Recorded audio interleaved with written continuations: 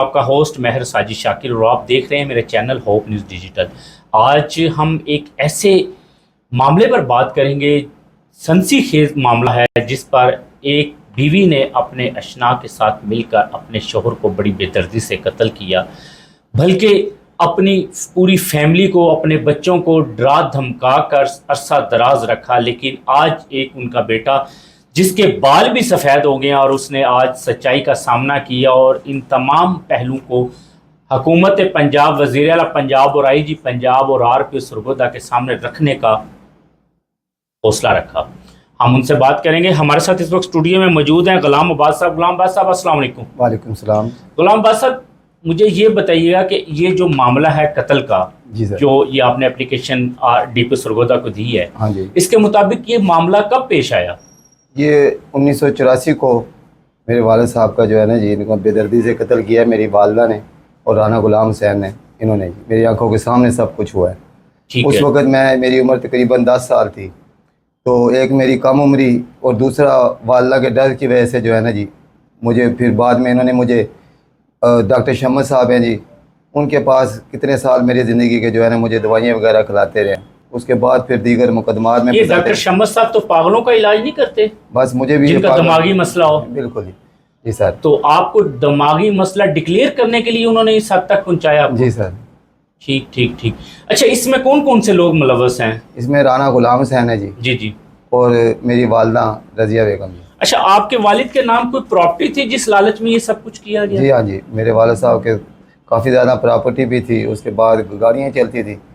1984 میں میرے والد صاحب کے ہمارے 5 ٹرک تھے، اور یہ اقبال کالونی، نیو سلہ ٹاؤن، رحمان پورہ، محمدیہ کالونی، مقام یاد، ان سب جگہ پہ پراپرٹی تھی۔ تو وہ پراپرٹی ابھی والدہ کے نام پہ ہے؟ کوئی پتہ نہیں جی، اب تک جو ہے والدہ کے جو بھی تھا سارا کچھ والدہ کے پاس ہی ہے جی، ہمیں آج تک کچھ نہیں ملا۔ یہ معاملہ کیسے پیش آیا، تھوڑا سا تفصیل سے بتائیں گے؟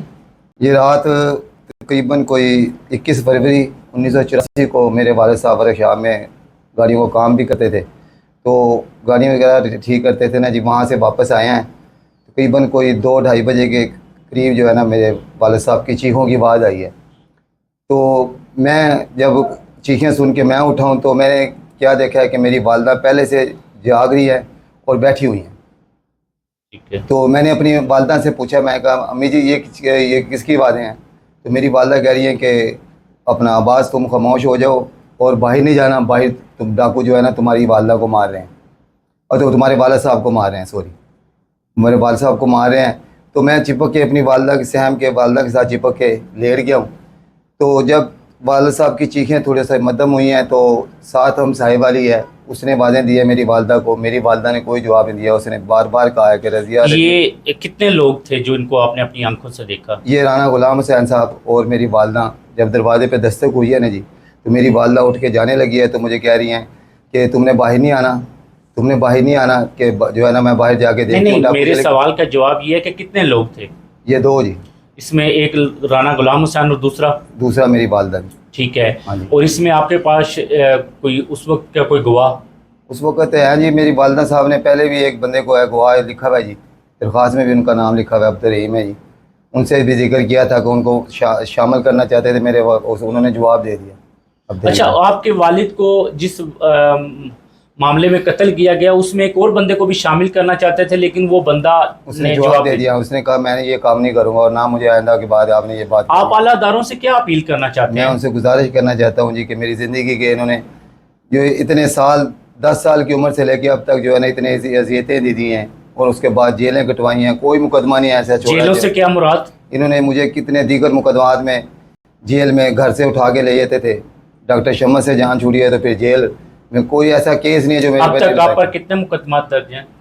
لا تعداد FIR کر چکے ہیں، یہ آپ ریکارڈ چیک کروا سکتے ہیں۔ اچھا، اور اس میں مدعیہ کون ہے؟ مدعی بس پولیس مدعی ہوتی ہے جی، یہ ان کو پیسے دیتے تھے اور مجھے جیل میں بھگوا۔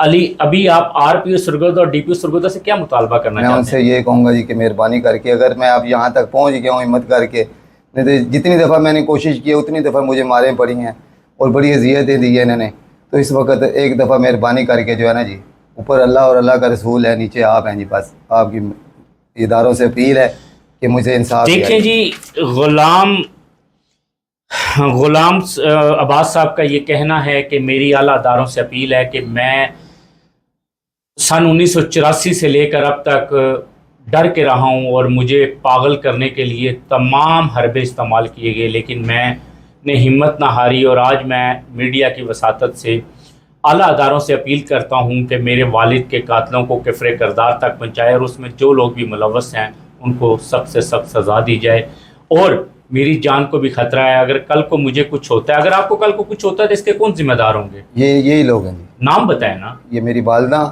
اور رانا غلام حسین صاحب، انہوں نے کافی دفعہ آپ کی والدہ نے دوسری شادی کر لی ہے؟ ہاں جی، کس سے پہلے کی یہ ہے؟ چھپ کے ملتا رہا میری والدہ کو جی، اچھا اچھا، رانا غلام حسین، پھر اس کے ساتھ اسی کے ساتھ شادی کی ہے جی، ٹھیک ہے۔ رانا غلام حسین کے ساتھ۔ مطلب اپنی والدہ اور غلام حسین سے ان کو اپنی جان کا خطرہ، اور اللہ تعالیٰ سے یہ اپیل کرتے ہیں کہ اس جس میں انہوں نے ڈی پی او سرگودا کو ایک اپلیکیشن بھی دی ہے، اور اس کی شفاف طریقے سے انکوائری کی جائے، اور اس میں جو لوگ بھی ملوث ہیں ان کو کفر کردار تک پہنچایا جائے۔ یہ چھوٹا سا معاملہ نہیں ہے، یہ بہت بڑا معاملہ ہے۔ اگر اس کو دیکھا جائے تو ایک عورت اپنے خامد کو قتل کرواتی ہے، اور قتل کروانے کے بعد اسی بندے سے قتل کرواتی ہے، اور آج اسی بندے کے ساتھ اس نے دوسری شادی رچا رکھی ہے۔ یہ بہت بڑی سٹوری ہے۔ اگر اس میں ادارے تھوڑا سا بھی فوکس کریں تو ان کو اس میں تمام ثبوت، اور ان کا بیٹا تمام معاملات بتانے کے لیے تیار ہے۔ فی الحال مجھے اجازت دیجیے، اللہ نگہبان۔